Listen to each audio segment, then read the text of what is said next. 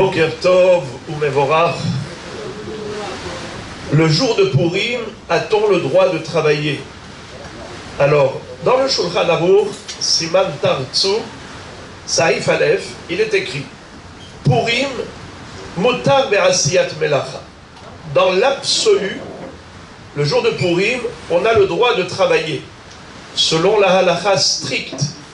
Car, en effet, nous dit le Mishnah Brura, bien qu'il soit écrit dans la Megillah, Mishte ve'simcha ve'yom tov, la première fois il est écrit ve'yom tov, mais ensuite, les Bnei Israël, à l'époque de Mordechai et de Esther, ils ont dit, s'il vous plaît, ne rendez pas ce jour un jour férié, il ne faut pas le fériériser, laissez la melacha permise.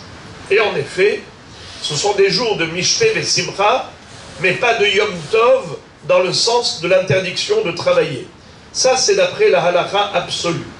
Le Shulchan Aruch nous dit Ubemakom shenahagu shelo la'asot melacha en osin. Là où on a le minhag de ne pas travailler, alors il faut respecter la coutume. Et entre parenthèses, il est écrit dans Shulchan Aruch Ve'ayi dana nahagu bechol makom shelo la'asot. Et de nos jours, le minhag répandu, c'est qu'on ne travaille pas à Purim. Donc maintenant, si on dit que le minhag est de ne pas travailler, qu'est-ce qui reste permis? Le Shulchan Aruch continue et nous dit, vu que le minhag est de ne pas travailler, bien que dans l'absolu, selon la halakha stricte, c'était permis, mais comme Am Israël a pris sur lui ce minhag, celui qui travaillerait, celui qui va travailler, le bénéfice qu'il aura de ce travail ne va pas lui procurer profit. Et là, sauf si c'est un esek de simha, par exemple, construire une maison, une choupa pour son fils, une maison pour le mariage, et ainsi de suite. Également, nous dit le Rama, mutar la asot kol melechet mitzvah. On a le droit également de faire des travaux pour une mitzvah. Également, on a le droit de travailler, nous dit le Rama, mutar la asot afilu melachot gmurot et tzorer Purim, de faire des travaux qui sont nécessaires pour Purim. Alors, en substance, le Rav Ovadia Yosef Zatzal disait que le jour de Purim, c'est comme à Chol HaMoed.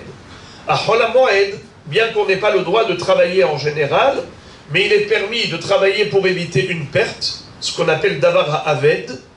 Également Tzorche HaMoed, donc le Tzorer de Purim.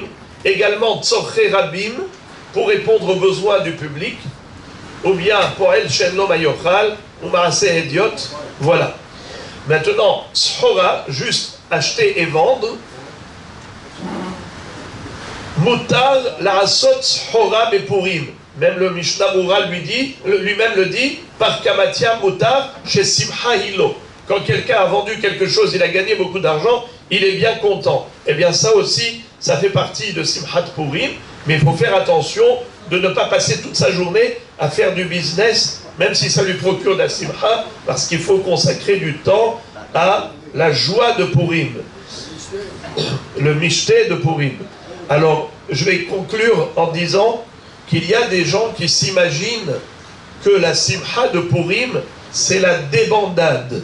C'est-à-dire d'être mésalzel dans la halakha, de se permettre de négliger les halachot. Chas v'shalom. Le jour de Purim, c'est Yom comme un Kippour. C'est mieux que Kippour. Yom Kippourim. Kippourim, c'est Kemo Purim.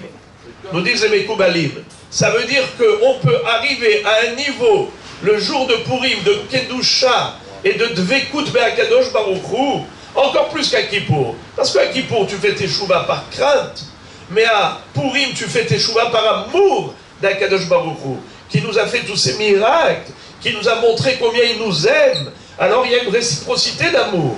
C'est comme ça qu'on a eu la Kabbalat Torah le jour de Purim, mais à Hava, alors qu'à Shavuot, on célèbre Kabbalat Torah, mais c'était une Kabbalat Torah Bekfia. Il avait mis la montagne au-dessus de la tête d'Israël, mais à Purim, on a renouvelé Kabbalat Torah l'engagement envers Dieu, par amour, alors ce jour-là, il faut que toute la simcha, elle soit autour de la mitzvah. Ne pas faire honte à quelqu'un. Le jour de Purim, allez, on fait une blague, on va se moquer de quelqu'un, on va le tourner en dérision, à la risée de tous, on va le ridiculiser pour faire rire la galerie. Hasve Shalom, qu'est-ce qui te permet d'humilier quelqu'un le jour de Purim, ou de lui faire du mal, ou de manquer de respect au niveau de Halachot, de Birkat Hamazon, de la Tefila? La Simcha, ce jour-là, elle doit nous apporter, nous transporter à un niveau de Dvekut Bachem encore plus que toute l'année. Voilà les amis, même au niveau du Mishté, faire attention aux règles de la Tzni'ut. C'est-à-dire qu'il ne faut pas qu'il y ait des mélanges, des méli-mélos, hommes et femmes, qui pourraient, Chazé Shalom, porter atteinte aux règles de pudeur, comme on a l'habitude de respecter au sein du Ham Israël. C'est ce qui fait toute la gloire et la fierté du peuple juif. C'est cette Tzni'ut, cette Kedusha, cette sainteté. Donc, Be'ezrat Hashem, que Baruch Hu nous aide à arriver à accomplir toute la mitzvah de Purim à la perfection, Mitoch Ahava Vesimcha Shel Mitzvah, et qu'on puisse mériter de voir Be'emet des Nissim Veniflaot pour une Geoula Shlema, comme à l'époque de Purim, Bayamim Ahem, Bazeman Hazeh. Purim Tiyu, Purim Sameach.